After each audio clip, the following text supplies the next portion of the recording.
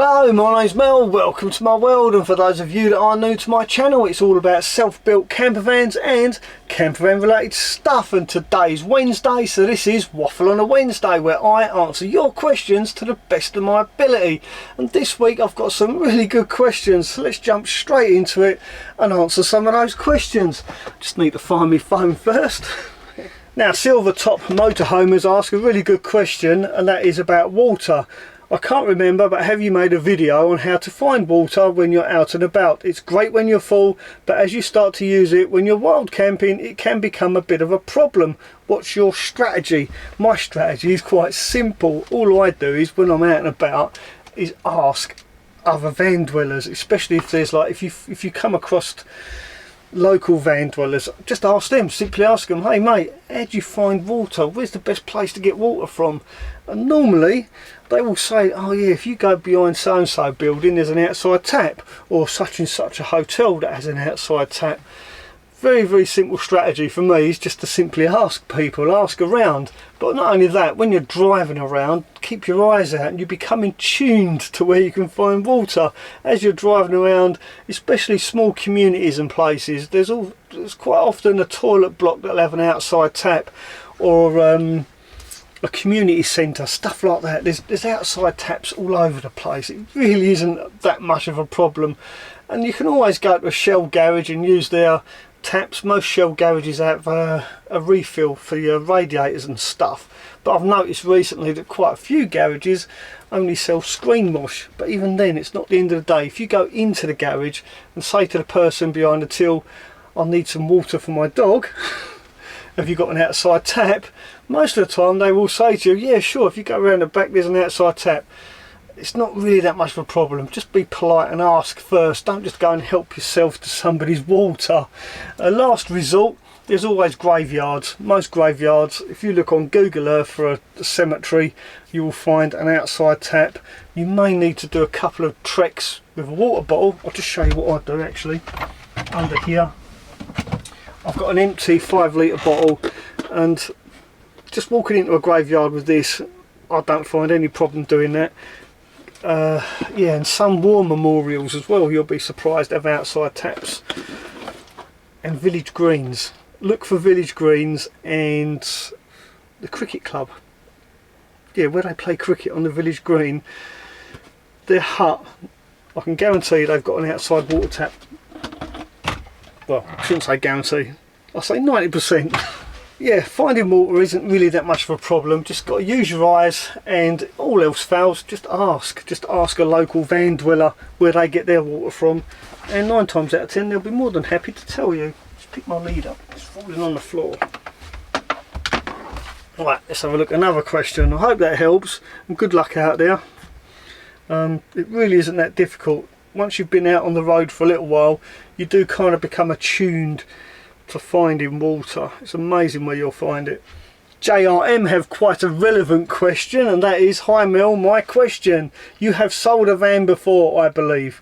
I am considering selling my VWT6 campervan, but wondered if you might advise regarding the best way about selling my van. My hope is to buy a bigger van when I have sold my T6. Cheers, Jim. Well Jim, the best way to sell a van, in my opinion, is on eBay. Have an auction, get an auction going and get people to bid on your van, because your van is only worth what somebody's willing to pay for it. So the best way to value anything really is to sell it at auction, because then you let the people decide how much your van is worth. But yeah, it's the best way. I think I've sold vans on eBay, and yeah, never had any problems with that. So yeah, good luck with your sale, Jim. Best of luck with that. Talking about selling vans on eBay, Rebecca has got her van for sale on eBay right now. I'll put a link in the description of this video if you're interested in looking at Rebecca's van. It's up for auction. Now, getting back to last week's Waffle on a Wednesday about the fuel crisis, this is quite interesting. It's not a question, it's more of a comment, and I'm going to read it out all nonetheless, and it comes from RAXX Adventure Systems. Maybe I'm a conspiracy theorist, maybe the fuel companies have shed loads of old fuel to get rid of, before E10 becomes compulsory, and they're not the first person to say that. So what do you think? Do you think it's all a conspiracy to get rid of the old fuel before the E10 becomes compulsory? Leave a comment below, let me know what you think, because they're not the first person to say this. So maybe there's something in it. Now here's my favourite question of the day, and that comes from Mitch Tech 2. Hi Mel, where do you buy the t-shirt you are wearing? I think Mitch is talking about my merch t-shirt with my new logo on. Thank you for the great question. You can find all my merch just underneath this video in my merchandise store. Also, don't forget to visit my Amazon storefront, where you'll find some amazing products for your campervan build. Thank you for the good question, and also thank you to everyone that has actually brought one of my t-shirts or one of my stickers. I'm truly humbled by the response, and I do really appreciate your positivity and your support. So thank you very much. Right, enough grovelling, along with the next video. Now Darren Harris asks a really good question, and he says, hi Mel, quick question. I always worry when people start a question with quick question, because you know immediately it's not going to be a quick question, especially when it goes as long as that. Nonetheless, it is a really good question, so I will read this out and I will respond to it. Hi Mel, quick question. I noticed you used to have smaller vans, i.e. a T4 and a Transit. Now obviously you have a high top medium wheelbase Sprinter. Is there a reason you didn't go for a long wheelbase? I'm currently looking for a van and struggling to decide what size. I would just be myself full-time in it, and wondering if you could give some advice on your experience with smaller vans and how you have found them. Well, that is a really good question, Darren, and I will respond to that by saying a smaller van definitely has its advantages over a big van, and one of those big advantages is parking. It's so much easier to park a small van, especially when you're somewhere like Newquay in Cornwall, because a lot of the car parks there have height restrictions, and we did find some really nice car parks whilst we were there, but most of them I couldn't get into because I've got a high roof van. And this is one of the reasons Rebecca's selling her van. She wants a low roof van so she can get access to all those parking spaces, and some of them are really nice spots, but you just cannot get to in a high top van like my Sprinter. Now that's the main advantage. Disadvantage of course is you can't stand up, which is why I got this Sprinter, so that I could actually stand up in the van. Living full time in a van, you do need to stand up. I would not buy a van that is small enough that you can't stand up in, especially for full-time van dwelling. You do need to stand up. I don't know how people manage to live in a low roof van, especially full time. It's just, for me, it's a deal breaker. I need to stand up.